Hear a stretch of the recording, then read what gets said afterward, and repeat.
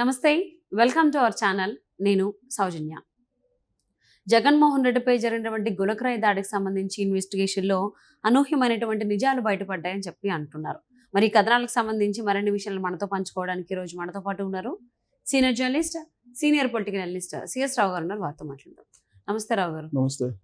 జగన్ పై జరిగినటువంటి గులకరాయి దాడికి ఇన్వెస్టిగేషన్లో అనూహ్యమైనటువంటి నిజాలు బయటపడ్డాయని చెప్పి అంటున్నారు. ఏంటి ఆ నిజాలు, అసలు ఏం జరిగింది? సో పోలీస్ ఇన్వెస్టిగేషన్ సంబంధించి ఏమొచ్చింది ఇప్పటి వరకు అఫీషియల్ ఇన్ఫర్మేషన్ అంటే, సతీష్ అలియాస్ సత్తి అతన్ని అరెస్ట్ చేశారు, కోర్టులో పెట్టారు, అతన్ని రిమాండ్కి పంపించారు. A1గా అతన్ని పెట్టారు, సతీష్ అనే అతన్ని. A2 ఎవరు,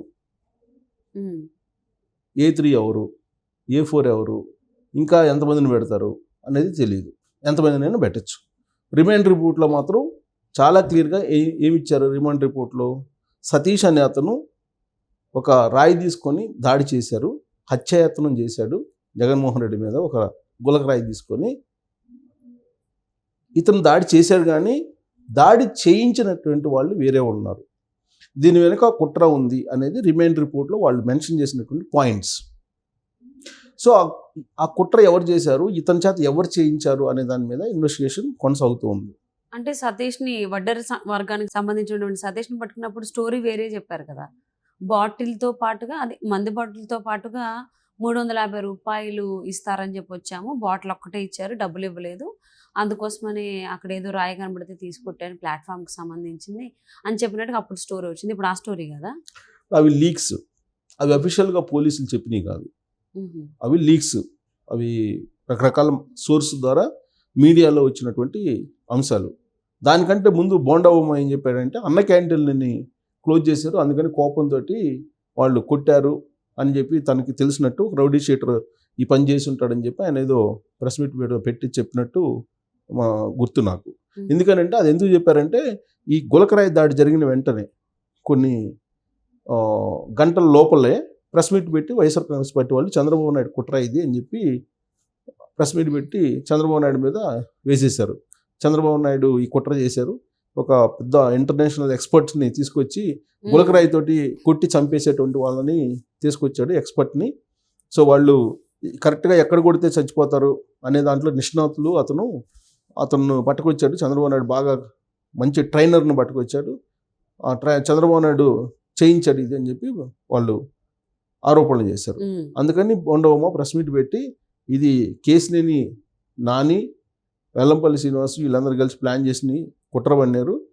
అక్కడ అసలు జరిగింది ఏంటంటే, ఒక రౌడీ షీటరు అన్న క్యాంటీన్లని క్లోజ్ చేశారని కోపంతో చాలా రోజులుగా ఉన్నారు వాళ్ళు. సో అన్న క్యాంటీన్ క్లోజ్ చేసిన కోపంతో వీళ్ళు దాడి చేశారనేది ఆయన ఏదో ప్రెస్ మీట్ పెట్టి చెప్పారు. సరే, వాళ్ళు చెప్పని వీళ్ళు చెప్పని ఇది పొలిటికల్గా 2-3 రోజులు గందరగోళంగా వెళ్ళిపోయింది అది. అయితే వాస్తవం ఏంటంటే, పోలీసులు ఇంట్రాగేషన్ చేస్తున్నారు. పోలీసులు కూడా ఇంట్రాగేషన్ ఎందుకు చేస్తున్నారు, గంటకి నివేదిక కోరుతున్నారు ఎలక్షన్ కమిషన్. అందుకని చెప్పి మెడ మీద కత్తి పెట్టింది ఎలక్షన్ కమిషన్, పోలీసు మెడ మీద కత్తి పెట్టింది. అందుకని చెప్పి ఇంట్రాగేషన్ చాలా స్పీడ్గా వేగంగా చేసి నివేదిక ఢిల్లీకి సెంట్రల్ ఎలక్షన్ కమిషన్కి పంపించాలి కాబట్టి ఇన్వెస్టిగేషన్ చేశారు. మొత్తం మీద ఇన్వెస్టిగేషన్లో భాగంగా 10 మందిలో 15 మందిలో వడ్డెర సామాజిక వర్గానికి సంబంధించినటువంటి వాళ్ళని పట్టుకొచ్చారు. ఎందుకంటే దాడి జరిగింది గులకరాయి కాబట్టి, ఈ రాళ్ళు కొట్టే వాళ్ళు వడ్డెరలు కాబట్టి ముందు వాళ్ళ మీద కాన్సన్ట్రేషన్ చేశారు.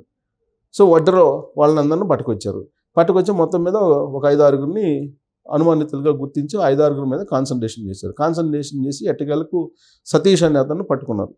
సతీష్ అనే అతను పట్టుకొని ఆ గులకరాయి తోటి ఎలా కొట్టారు, కొట్టింది అతనేనా కాదా అని చెప్పి నిర్ధారించుకున్న తర్వాత అతను ఒప్పుకున్నాడా లేకపోతే ఒప్పించారో తెలియదు మనకి. సతీష్ అనే అతను ఒప్పుకున్నాడు, అతనే దాడి చేశాడు అని చెప్పి రిమాండ్ రిపోర్ట్లో పొందుపరిచారు. అయితే నన్ను ఈ విధంగా కొట్టమన్నారని చెప్పేసి వేరే అతను చెప్పారు అని చెప్పి ఆయన ఇచ్చినటువంటి వాంగ్మూలం మేరకు ఇన్వెస్టిగేషన్ ఇప్పుడు కంటిన్యూ అవుతుంది. అతన్నేమో రిమాండ్కి పంపించేశారు, జైల్లోకి పంపించేశారు సతీష్ అనే అతన్ని. సో ఇప్పుడు ఆ A2 ఎవరు, A1గా సతీష్ని తేల్చారు, A2 ఎవరు అంటే కొట్టించినటువంటి వాళ్ళు ఎవరు, ఈ కొట్టియడానికి కారణాలు ఏంటి, దాని వెనక ఎవరున్నారు అనే దాని మీద ఇన్వెస్టిగేషన్ జరుగుతుంది. దుర్గారావు అనే అతను ఇప్పుడు ఆల్రెడీ పోలీసులు అదుపులో ఉన్నారు. ఇవాళ అతన్ని అరెస్ట్ చూపిస్తాము, అరెస్ట్ చూపించిన తర్వాత కోర్టులో ప్రొడ్యూస్ చేస్తామని చెప్పి చెప్తున్నారు పోలీసులు. ఉమ్, మరి దుర్గారావుని ఎందుకు పెట్టలేదు అని అంటే, వాళ్ళు ఏదైతే అనుకున్నారో ఇన్వెస్టిగేషన్ అది ఇంకా ఫుల్ఫిల్ కాల, వాళ్ళు అనుకున్నటువంటి ఇన్వెస్టిగేషన్. ఉమ్, ఉమ్, సో కాబట్టి దుర్గారావుని A2 కింద పెడతారా? దుర్గారావు అతను తెలుగుదేశం పార్టీలో కీలకమైనటువంటి లీడర్గా అక్కడ లోకల్గా ఉన్నారు, అతను వడ్డిరా. ప్లస్ అంతకుముందు వైఎస్ఆర్ కాంగ్రెస్ పార్టీలో ఉన్నారు. జగన్మోహన్ రెడ్డి చేసిన ప్రజా వ్యతిరేక కార్యక్రమాలు తట్టుకోలేక ఆయన 2 నెలలు 3 నెలల క్రితం తెలుగుదేశం పార్టీలో చేరాడు. ఆ కోపంతో ఇప్పుడు దుర్గారావుని ఫిక్స్ చేయాలి అనేటువంటి ప్రయత్నం చేస్తున్నారనేది ఒకటి వినిపిస్తుంది. ఆహా, దుర్గారావు ఇచ్చేటువంటి వాంగ్మూలాన్ని బేస్ చేసుకుని బోండా ఉమాని ఇరికించాలి అనేటువంటి ప్రయత్నం చేస్తున్నారనేది ఇంకోటి వినిపిస్తుంది. బోండా ఉమా ఇప్పుడు విజయవాడ సెంట్రల్కి సంబంధించినటువంటి అభ్యర్థి. అవును, అక్కడ వెల్లంపల్లి శ్రీనివాసు వైఎస్ఆర్ కాంగ్రెస్ పార్టీ అభ్యర్థి, తెలుగుదేశం పార్టీ అభ్యర్థి బోండా ఉమా. సో ఇప్పుడు దుర్గారావు ఇచ్చే వాంగ్మూలం బేస్ చేసుకొని బోండా ఉమా మీద A3 గానో లేకపోతే A4 గానో ఇప్పుడు A5 చాలా పెడతారు. ఇక ఎవరిని కావాలంటే వాళ్ళని పెట్టచ్చు. రిమాండ్ రిపోర్ట్లో ఆల్రెడీ వాళ్ళు చెప్పారు అనుమానితులు ఉన్నారు ఇంకా అని. సో ఎంతమందిని పెట్టారనేది చూడాలి. అయితే ఇక్కడ ఏంటంటే దుర్గారావుని విచారిస్తున్నటువంటి క్రమంలో ఒక ట్విస్ట్ నెలకొంది, అనూహ్యమైనటువంటి ట్విస్ట్ అని చెప్పి ఒకటి ఇప్పుడు తాజాగా అందుతున్నటువంటి సమాచారం. ఏంటి ఆ ట్విస్ట్ అంటే, అసలు దాడి చేసేటువంటి ప్రయత్నం కానీ దాడి చేయాలని కానీ అనుకుంది జగన్మోహన్ రెడ్డి మీద కాదు. ఉమ్, వైఎస్ఆర్ కాంగ్రెస్ పార్టీ వాళ్ళే వెల్లంపల్లి శ్రీనివాసుని టార్గెట్ చేసి కొట్టమని చెప్పారని చెప్పి దుర్గారావు పోలీసులు ఇంట్రాగేషన్లో చెప్పినట్టు సరికొత్త మలుపు తిరిగింది అది. ఓకే, అంటే వైఎస్ఆర్ కాంగ్రెస్ పార్టీ వాళ్ళే, అంటే అక్కడ పోటీ చేస్తున్న తెలుగుదేశం వైఎస్ఆర్ కాంగ్రెస్ పార్టీకి సంబంధించినటువంటి MP క్యాండిడేట్ కేసినేని నాని, అలాగే వెల్లంపల్లి శ్రీనివాస్ వైఎస్ఆర్ కాంగ్రెస్ పార్టీ సెంట్రల్ అభ్యర్థి ఉమ్, వెల్లంపల్లి శ్రీనివాస్, వీళ్ళిద్దరూ ప్లాన్ చేశారు. వీళ్ళిద్దరికి తెలియకుండానే ఆడుండేటువంటి వైఎస్ఆర్ కాంగ్రెస్ పార్టీ వాళ్ళు కొంతమంది ప్లాన్ చేశారు. అది కూడా తాడేపల్లి టీం ప్లాన్ చేసింది.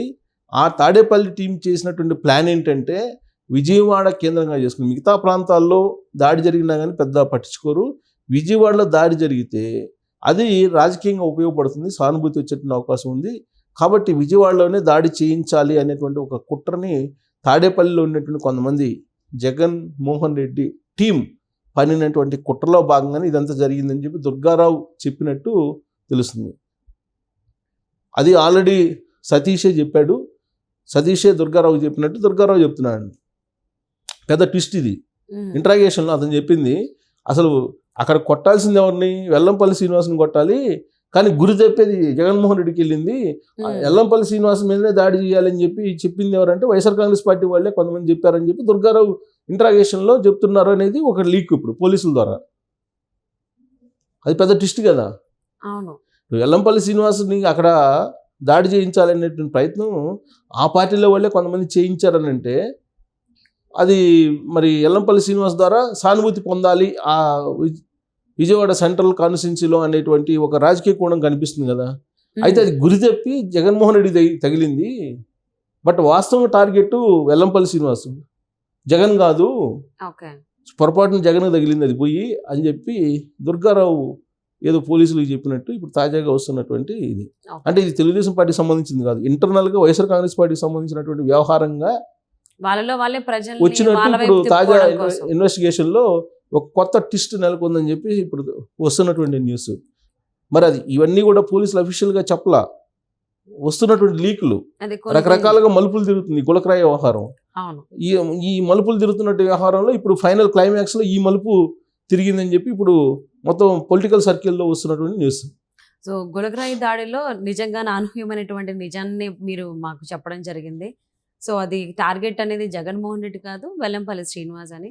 సో ఈ విషయం మాతో పంచుకున్నందుకు ఆ వెల్లంపల్లి శ్రీనివాస్ మీద కూడా వైసీపీ ఇంటర్నల్ వాళ్ళు వాళ్ళలో వాళ్ళే మొత్తానికి ఏదైనా కానీ ప్రజల్ని వాళ్ళ వైపు తిప్పుకోవడం కోసం ఇది ఒక నిజంగానే పొలిటికల్ స్టంట్ అని చాలా మంది భావించారు జగన్మోహన్ రెడ్డి పైన జరిగినా కానీ.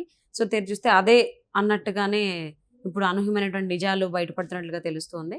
సో చూద్దామండి ఇంకెన్ని బయటకు వస్తాయో. Thank you so much CS Rao గారు. Thank you.